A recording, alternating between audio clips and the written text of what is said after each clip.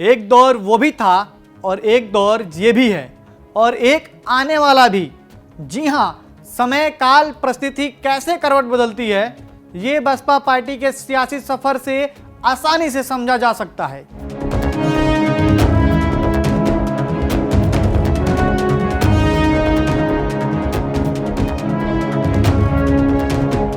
अतीत में जाएं तो बसपा कभी यूपी की सियासत की उस कुर्सी पर काबिज थी जिसकी धमक पूरे भारत में सुनाई देती थी। एक दौर ये भी है जब बसपा अपने अस्तित्व के लिए लड़ रही है और आने वाला दौर यानी मुस्तकबिल तो कोई भी नहीं बता सकता है, यहाँ तक बड़े बड़े सियासी पंडित भी नहीं। लेकिन भविष्यवाणी आकलन के इतर इतना सभी जानते ही हैं कि मौजूदा समय में मायावती अब बसपा को नया रूप देने की जुगत में है ताकि रसातल में पहुंची बसपा फिर से ऊपर उठ पाए।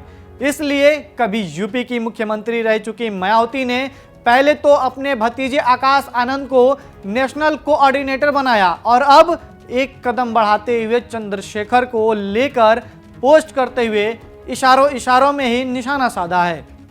दरअसल बसपा सुप्रीमो मायावती ने मौजूदा समय में युवा दलित चेहरे के रूप में उभरे और नगीना सांसद चंद्रशेखर को बरसाती मेढक करार दिया है। यही नहीं, उन्होंने एक्स पर लिखे पोस्ट में चंद्रशेखर की तरफ इशारा करते हुए लिखा कि आकाश आनंद को दोबारा नेशनल कोऑर्डिनेटर बनाने से कुछ लोगों में बेचैनी दिखाई दे रही है।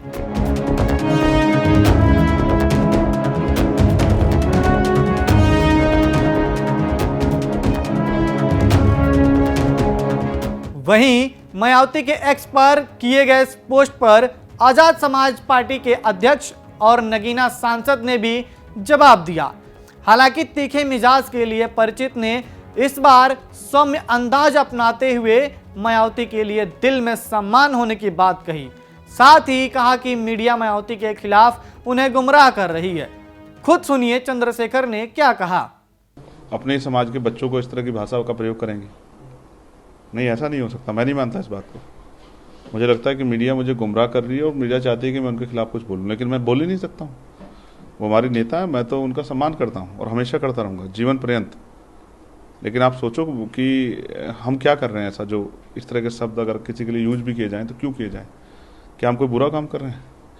क्या समाज को जगाना, उसकी ताकत बनाना, उसकी लड़ाई लड़ना, 69 शिक्षक बच्चों भर्ती के बच्चों की लड़ाई लड़ना, पुलिस के भाइयों की लड़ाई लड़ना, 78 जो ARO हैं, जो समीक्षा अधिकारी, उन बच्चों की लड़ाई लड़ना, क्या ये कोई अपराध है? क्या बहन बेटियों की रक्षा करना कोई अपराध है क्या? तो फिर मैं क्यों मानूं कि वो इस तरह के शब्द कह सकती हैं? उनको जो कुछ कहना मेरा नाम लेकर कहें तो मैं मानूं कि मुझे कहा। अगर नहीं मेरा नाम लिया है तो मैं आपकी बातों में आकर गुमराह नहीं होगा कि उनके खिलाफ कुछ कहूँ। नहीं, वो हमारे नेता हैं। वो मुझे गालियाँ भी देंगी तो भी मैं उनके खिलाफ कुछ नहीं कहूँगा। मैं उनका सम्मान करता हूँ और ये सम्मान मेरे दिल में है और ये जब तक रहेगा जब तक मेरे शरीर में जान रहेगी। वहीं जब से चंद्रशेखर ने मायावती के लिए सम्मान होने की बात कही, मायावती की पोस्ट और मीडिया के सवाल का सूझबूझ और नरम रुख अपनाते हुए जवाब दिया। राजनीतिक गलियारों में उनकी इस बात की कई लोग तारीफ कर रहे हैं।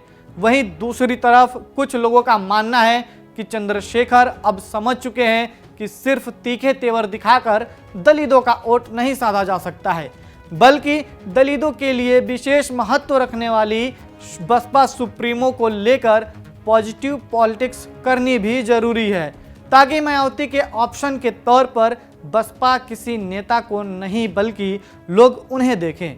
हालांकि ये बात किसी से छिपी नहीं है, सियासत में कुछ कहना जल्दबाजी होता है क्योंकि राजनीतिक जितनी जल्दी बदलती है, नेताओं के मूड स्विंग उतने ही जल्दी बदलते हैं। इसलिए कल क्या होगा, क्या यही रुख चंद्रशेखर मायावती के प्रति रखेंगे, ये सिर्फ भविष्य के गर्भ में ही छिपा हुआ है।